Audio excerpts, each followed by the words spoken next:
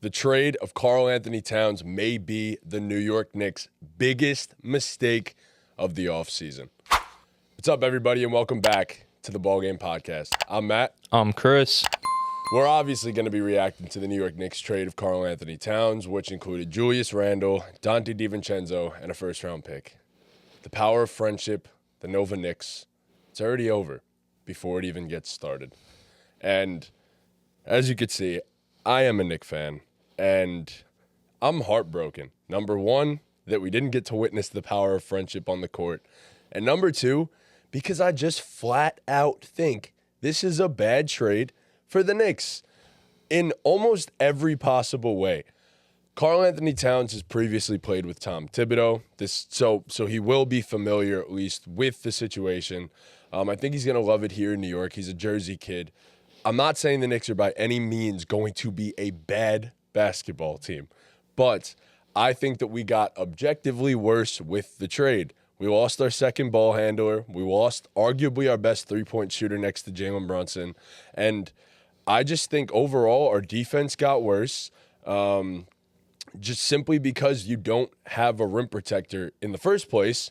And now you're losing one of your better wing defenders for a guy who is at best an average down-low defender. So I get the offensive talent that Cat is, but we've already seen him shrink in the playoffs, so it's nothing new switching Julius Randle out for Karl Anthony-Towns.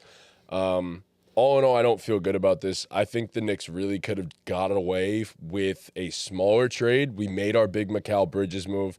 We could have gotten away with just going to get a Walker Kessler or Jalen Duren, and yes, the price may be high for those guys, but you pay what you got to pay to finish out the roster and basically make this one of the most unbeatable teams in the entire NBA. And I think a move as simple as that would have changed the entire dynamic for the team. So, unfortunately, that's not what we did. We went out, made another big splash, and I'm curious to see how it looks on the court, but color me skeptical as a Knicks fan. So, as an objective fan, where are you at on this, Chris? Man, this was shocking. I mean, I was sitting at the computer last night editing, and I seen the chat with Trunks going on. When Trunks says OMG, my first reaction is pull down the notification bar and see what the Twitter notification is, because I know that that's what's coming. And Shams, with his first bomb post-Woj, putting the NBA on his back, came out with a fucking banger, man. Late night banger. That's crazy. And this was just, it was so out of nowhere. Like, I had no idea this was even in the cards. I mean, this is a team in the Timberwolves who's coming off a Western Conference Finals appearance, beating the defending champions to get there. So this was just out of nowhere. It was shocking. My first reaction is good shit, because the NBA is, it's the offseason, it's the dog days, football is taking over the world, but the NBA needed to remind people, like, we're still here, we're about to be back in a month, like, get excited. And I think now, this weekend, we're going to be watching football, but in the back of our minds, we're going to be thinking about, like, damn, I can't wait for basketball. I am excited. So that's always good, but in terms of just thoughts on the trade, I mean, I agree with you. I thought the Knicks' big splash was Mikal. And, I mean, when we talked about it, obviously not being a Knicks fan, I was probably the most skeptical out of the three of us about it. But, obviously, it was the right move. I thought it made sense. Like you said, they brought in the power of friendship, and we didn't even get to see it, which is just, it's sad. It's sad because it was genuinely sad. It was really, like, exciting. That was something that I'm sure as a Knicks fan, like, obviously the wins and losses, the wins you're looking forward to, but that was something I'm sure you guys were really excited for. And incredibly, yeah. After the season, Donte had, like, Randle, well, I'll talk about Randle after this, but I also will Donte to go, man. Like, I mean, he basically won you guys that playoff series versus the Sixers, bro. Like, he was so good for you guys. He had the shot. And I like your point. Yes, he was probably one of a top 3 catch and shoot player in the NBA last year.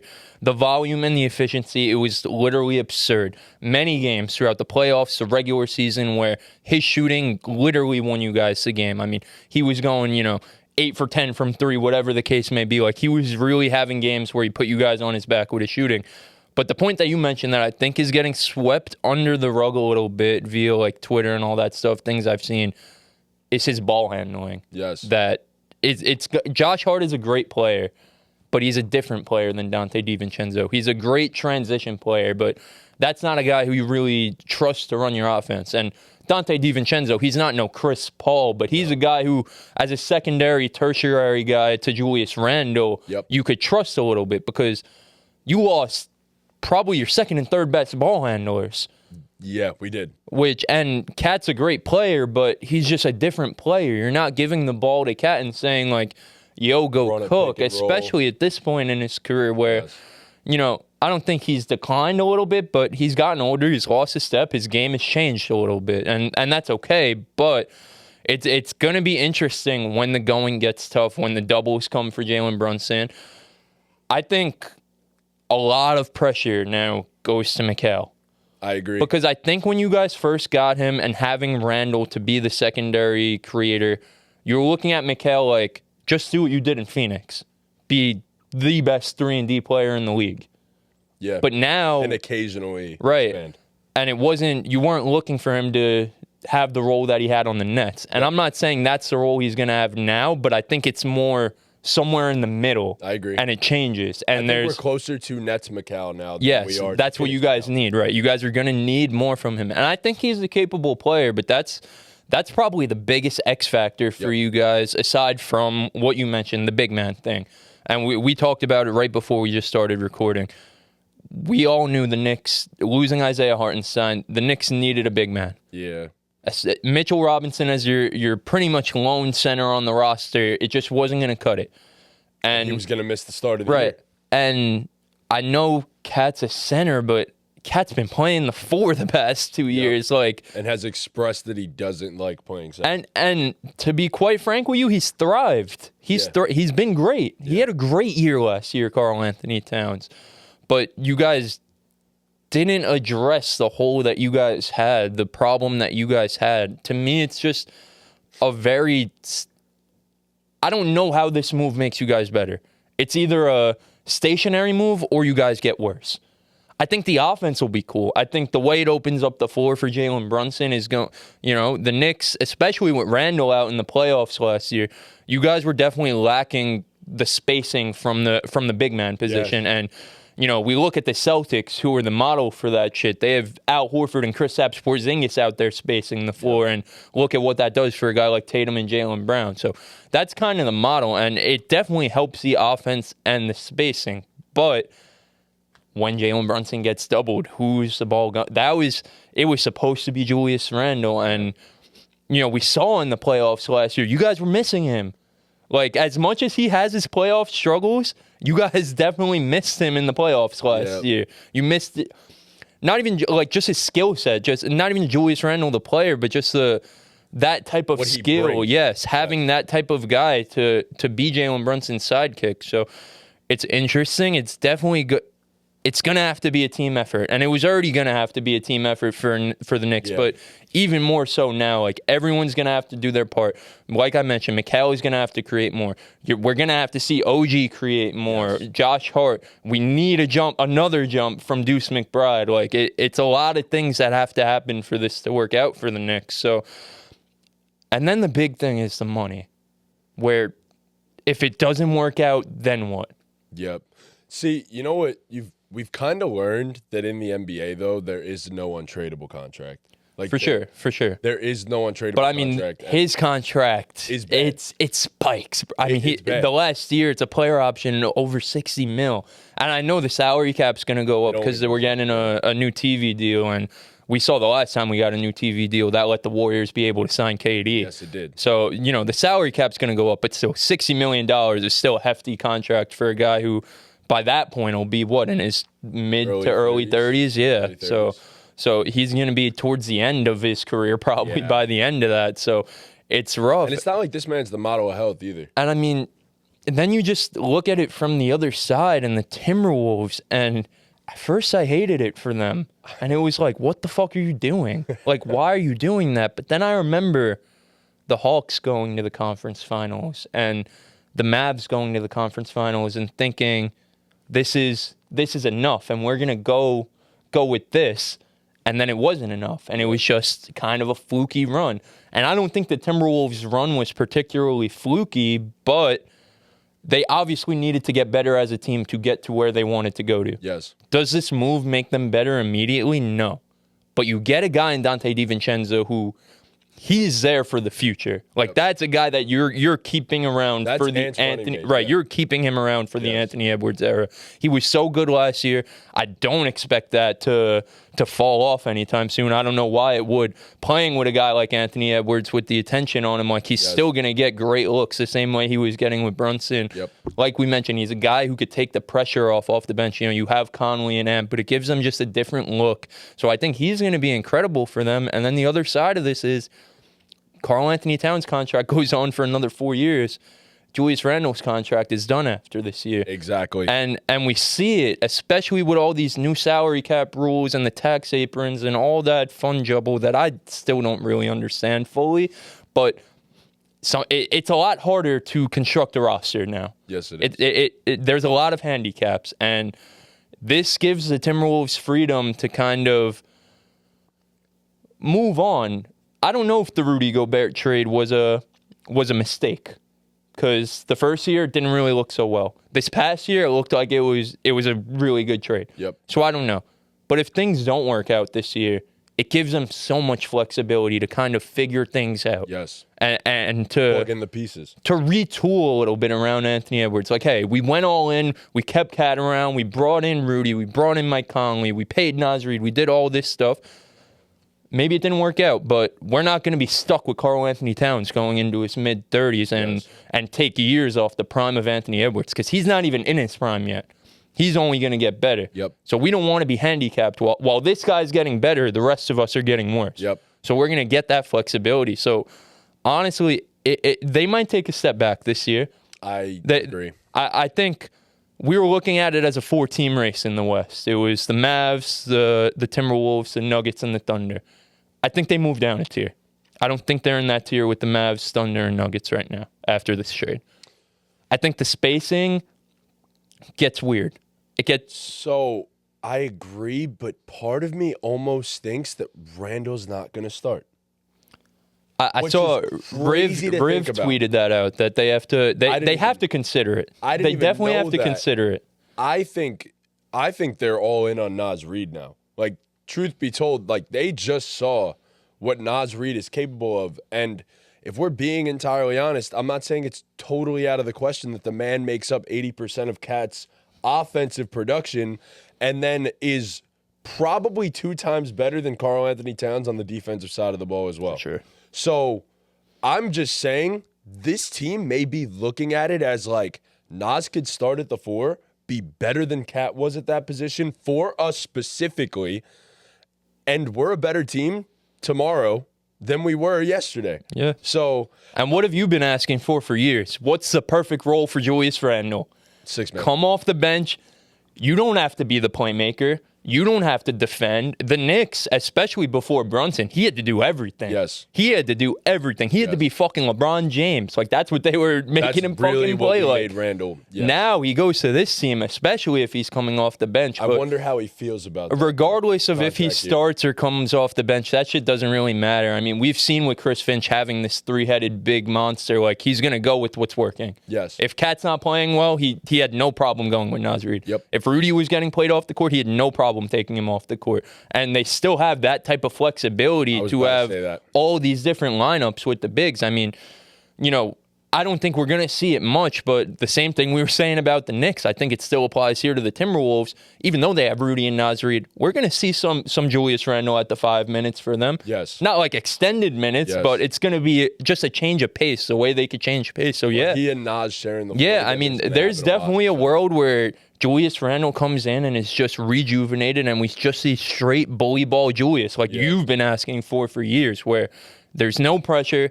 There's not that much expectations on him. He doesn't have to be an all-NBA level player for this to work. He really doesn't. He just has to be good. He has to be efficient, and he has to not make stupid mistakes, and that's really it. So for me, I think it's a great move for the Timberwolves. I really do.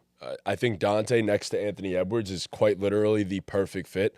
Dante's a very good point of attack defender too, which goes under the radar because he's such a great shooter. Full on 3 and D, and I think he's perfect for that role for them. But like, more so than anything else, I do really think that this move is now going to piss off Julius Randle more than anything else. And contract year, extra motivation from a team that we just honored the dude 2 days ago by opening a court in his name. Yeah, it's so out of nowhere, bro. And the funny part was all the comments on that picture were like, there's no shot we trade Julius Randle after doing this. Like, he's here to stay. Let's go. He's here to stay. So, like, I saw someone on Twitter say, too, that, like, we should have saw this coming by him not getting any type of extension or even hearing anything about any type of extension, which I guess is true, but I think the Knicks wanted to preserve the flexibility at first, and then they saw an opportunity to get a big name, and they jumped on it. I mean, Cat's been on the we talk about with Trunks how much he's wanted Cat on the Knicks. Like, Cat has been on the Knicks radar since he entered the league, honestly. Like, so kid, so I'm Knicks sure, fan, they saw the opportunity and jumped on it.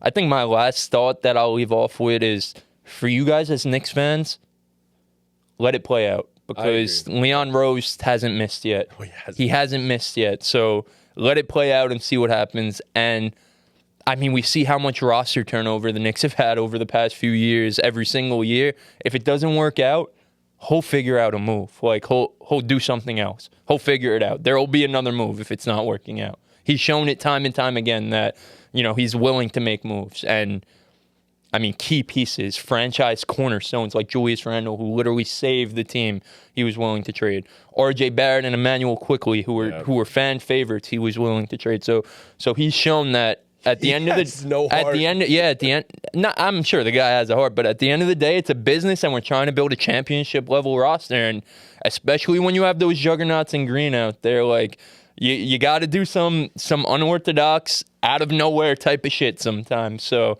it's gonna be interesting. Again, like, I gave my thoughts, but I really don't know what I think is gonna happen. Yeah. I think there's such a wide range of outcomes here for both teams. So it's definitely a storyline to watch. It makes the season a little bit more interesting. Adds another storyline, which obviously helps us as podcasters. Yes, for sure. It makes for good content. And then look, I gotta say, my closing thoughts on this. I really do think a small move, Walker Kessler, Jalen Duren, whatever it would have costed. Again, I think that would have been just fine. I think it would have made us a legitimate title contender and all that. Of course, ideally, this would have changed the whole timeline if Isaiah just stood. Man, Isaiah Hartenstein is going to be so goddamn good for the Oklahoma City Thunder, and I just bring it back to him because of this never would have happened if he just re-signed here. And I don't blame the guy because he got a massive bag that I don't think anyone on the planet could have turned down. But God damn it, man, like, I really do wish Isaiah stood. But to close this thing all out, I do have one thing to say. Julius Randle, you may never see this, but I really don't care. I have been your biggest hater for the longest of times. Last year, I finally came around to the idea of you being as great as you have been for us. You were awesome. You were everything we could have asked for. And honest to God, thank you for changing the culture in New York and making us happy again as Knicks fans. It all started with you and Tibbs, and we are forever grateful for you. You will forever have a fan in all Knicks fans. I promise you that. Julius Randle, you are Knicks culture. So thank you for what you've done for this team. That needed to get out. Yeah, there's not many guys around the league that haven't had to been in that role, that have had to step into a role like that, especially in this market with these fans, and just handle it with class the way he did every single time he stepped out on the floor.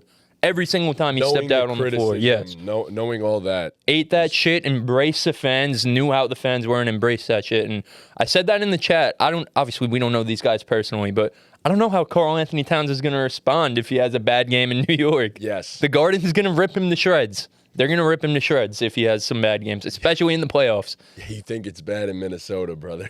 Yeah. Boy, it's about to get so I mean, the spotlight's going to be on. The spotlight's definitely going to be on. It's going to And then for a guy like Randle, it probably benefits him that the spotlight's off. Like, just go out there and ball and play bully ball. So, exactly. Yeah, shout out Julius Randle, man, for real. That man has a whole city behind him no matter where he goes. Yeah. Now. So, a whole state behind him no matter where he goes. So, Julius, we love you. Kat, welcome to New York, buddy. let's not fuck this one up. So, all right. That's Really all I got to say. Thank you guys for watching. Please leave a like, subscribe, hit that notification bell, follow us on all of our socials. And with that, Ball game.